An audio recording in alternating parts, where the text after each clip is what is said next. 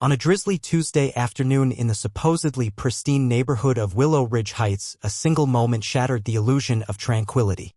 It's a moment I'll never forget, frozen in my mind like a cruel still frame. My daughter, Ava, 12 years old, sat patiently in her wheelchair by the curb, a neat stack of books beside her. The sidewalk glistened with fresh rain. And then came Denise Langford, president of the Willow Ridge HOA, owner of the Magnolia and Quartz chain of boutique wellness spas, a woman whose designer heels cost more than my monthly mortgage. With a smug sneer on her face, she took a deliberate step forward and, with a sharp flick of her foot, sent my daughter's books flying across the wet pavement. Some bounced into the street. Others tumbled into the storm drain. I saw the look of satisfaction on Denise's face just as clearly as I saw the devastation on Ava's. My name is Marcus Delgado. I'm a defense attorney with 2 decades of experience in civil rights litigation. But that afternoon I wasn't a lawyer. I was a father. A father whose child had just been publicly humiliated for daring to exist in a space that Denise Langford believed belonged to people like her and not to kids like Ava. We had moved to Willow Ridge just 2 months prior, enticed by the local school ratings and proximity to Ava's neuromuscular specialist.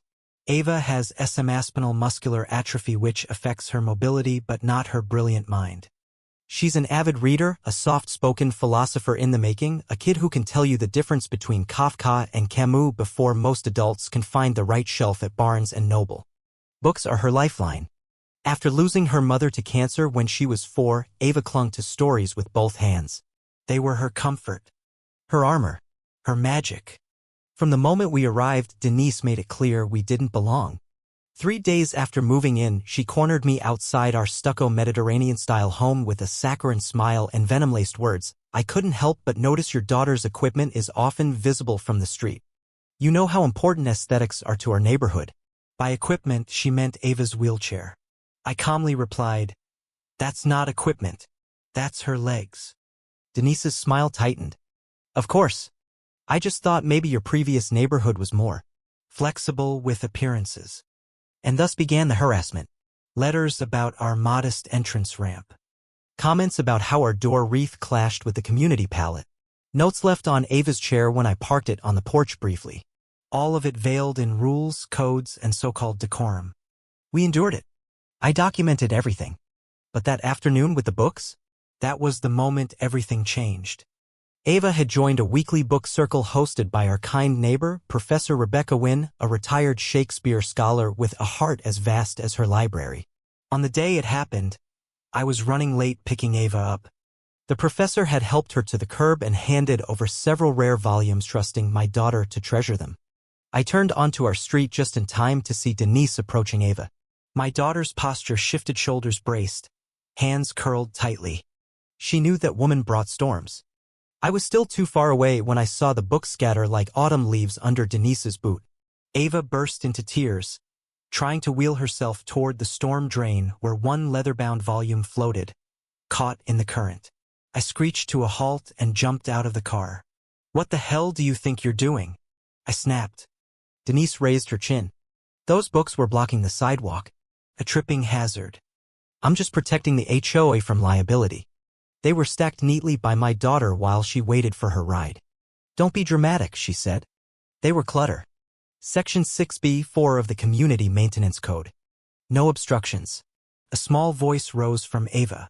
"Dad. The Steinbeck. Professor Wynne's first edition. It's in the water." I looked down. The water swirled around a gold-lettered cover.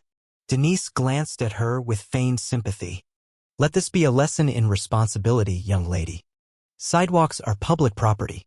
"That's quite enough," said a new voice.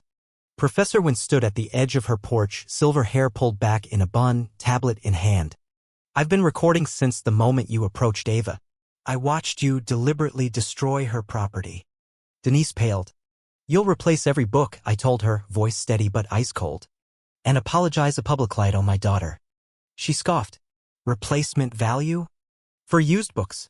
Some of those books are valued in the thousands," Professor Wynne said. "And every single one mattered to Ava." Denise crossed her arms. "You're barking up the wrong tree, Mr. Delgado. My husband sits on the board of West Texas Residential Holdings. We own half the zip code." "Good. I said, because you're about to be very familiar with the inside of a courtroom. I'm an attorney. Civil rights. Federal litigation. I've argued in front of the Supreme Court. And I don't lose discrimination cases. She froze. You have 24 hours to replace every book and issue a public apology. Or I file. Before she could respond, Dr. Celeste Jordaneva's neurologist and another neighborhood resident approached, having witnessed the end of the exchange. I saw everything, she said, and I'll testify to the psychological harm caused to a child with SMA. Denise turned and stormed off. That night, while Ava sipped hot cocoa, I built a case. I uploaded the video, collected statements, and something incredible happened. I opened an anonymous submission portal and asked, has the HOA harassed you? By morning, I had 46 entries. Families of color, LGBTQ plus couples, immigrant households, parents of disabled children. The tales poured in, all following the same pattern: harassment, hidden behind language like aesthetic standards and community uniformity. I filed a civil complaint, contacted the Department of Justice, filed under ADA and FHA, not just for Ava, but for every resident Denise had wronged. I delivered a copy to Denise's doorstep.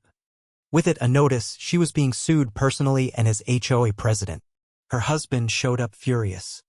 I was calm, laid out my demands: her resignation, full compensation, a public apology, HOA reform, discrimination training, a donation to a national disability rights group.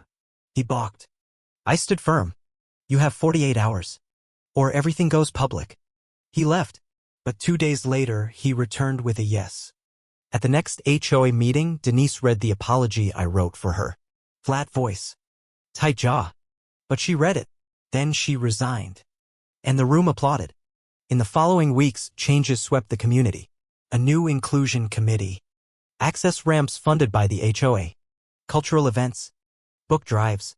Professor Wynn opened a tiny community library in the clubhouse, and Ava helped curate it. And Denise? She tried relocating to Houston. Her spa chain tanked under scrutiny. Her board positions disappeared. Her husband divorced her. Ava's words at the national ceremony still echo in my mind. Books teach us that the worst chapters often lead to the best endings.